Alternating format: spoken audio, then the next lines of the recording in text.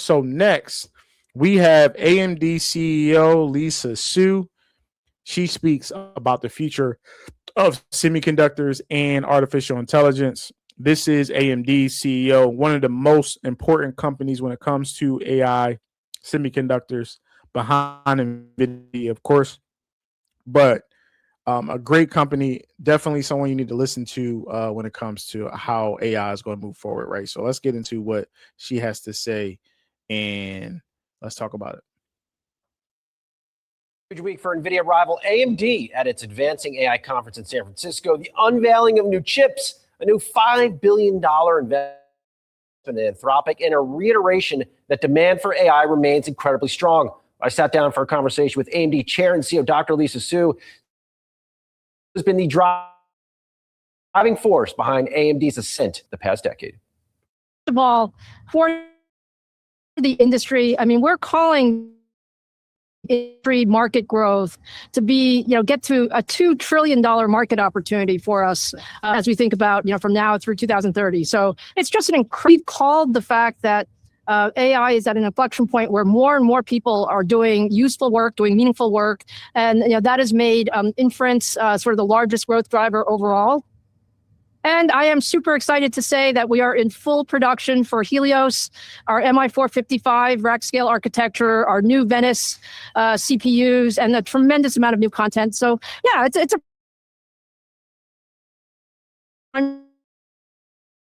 I think it's an exciting time. This is the time to really accelerate what we can bring to the market. Amongst all the important points you made at the event, Lisa, this one also stood out to me. AI is evolving. You talked about just now too. AI is evolving from training to inference. What does that mean for the AI revolution, and what does it mean for a company like AMD? Well, what it really means, Brian, is all of us are now starting to experience the real power of AI. So we have great customers that are training and doing foundational models. But the key is, the model is only as good as the output that you get from it.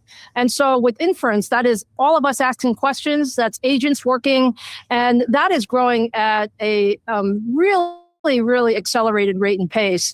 And that's why we're saying that just the accelerator market alone, it's going to reach $1.4 trillion by the time we get to 2030. And inference is really the way we turn, AI from a technology to something that really changes the way we do business, the way we do research, the way we do healthcare, all of those aspects of it. So I'm really excited to see the rate and pace of adoption of AI. Lisa, I think I've told you this before, but it bears repeating. I live vicariously through your X feed. I see you traveling the country. I've seen you at the White House before. Lots of cool stud things you've been doing this year. As you've traveled the world and you've done your important work at AMD, what has surprised you about this AI movement? I think what has surprised me, Brian, in a very positive way, is the rate and pace of adoption is actually faster than any of us thought. I mean, frankly, we usually think about what's going to happen in a market. We think about updating it on an annual basis. And with AI and with everything that we've seen around the world with our customers, what we're seeing is things are changing on a monthly and a quarterly basis. So just over the last 5 or 6 months, agents have become really productive. Like the idea that you're not just asking an AI model a question, you're actually asking an AI model to help you solve a problem, help you, code a new software module, or help you plan your next trip. Those are things that just a year ago we wouldn't have thought were possible, and all of that requires more and more compute infrastructure. So that is probably the most interesting, exciting, surprising thing. Is for those of us in the industry, I've never seen a technology adoption curve like what we're seeing with AI right now, and agents are just taking it to a whole new level. You increase your total addressable markets, or TAM, for your data center business, your accelerator market, pretty significantly as you look out to 2030. On the topic of AI agents, in 2030, what are these agents doing that they aren't doing today? Well, let me start with the very important thing to remember about AI is, AI is a tool.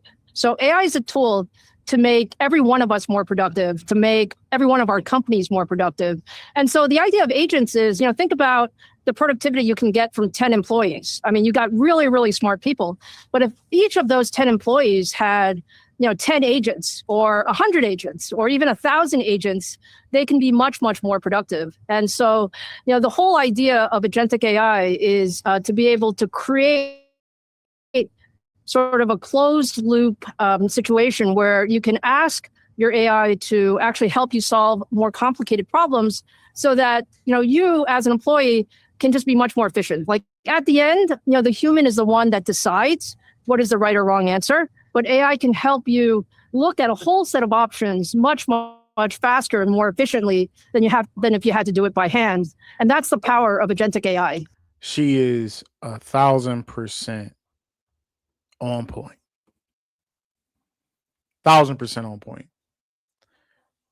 I am looking into agentic AI when it comes to me being an entrepreneur, when it comes to me running multiple businesses, right? And we just had a conversation about memory and Micron. And when you talk about agents and you talk about LLMs, they all need memory. Like you have to remember everything about what someone is doing, what a company is doing, what an employer needs help with, what a individual need help with. If it's just the simplest thing as remembering that I work for X, Y, and Z, or what I do every day. The agent has to remember. You have to train it. It has to remember the compute that's needed to run it, the energy that's needed for it, the data centers, all of it is all needed, right? So what she is saying is the demand is not going away. It's only going to rev up. They gave the timeline up to through 2030 and the heightened level of compute and memory that's going to be needed for these models is only going to go higher, which is why we see all of these companies making huge investments, capex investments into AI, into data centers, into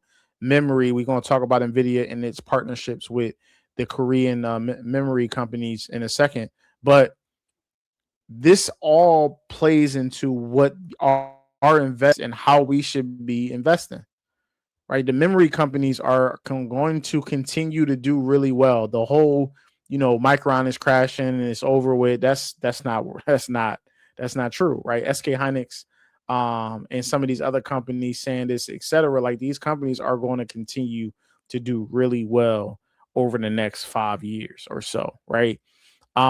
We haven't even talked about energy infrastructure conversations, right? I said, in a previous week that our AI infrastructure energy conversation is so needed. It's so important.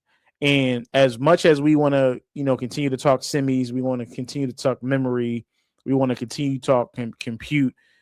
The conversation that we need to have 1,000% is AI energy, nuclear energy, right? Cells, you know, like how are we going to power all of these data centers? Like we have SpaceX that's looking to have data centers in the space. We have companies like Vertiv and Vistra that are looking to provide nuclear as well as semiconductor cooling systems inside of the data centers. It's important that we understand all of this stuff because that plays into our investment conversation. You should be looking at all of these little parts of this AI conversation and then strategically moving. Okay, I'm going to invest in this. Okay, I want to invest in that. But what you have to invest in is the semiconductor AI space, the memory AI space, and ultimately the energy AI space.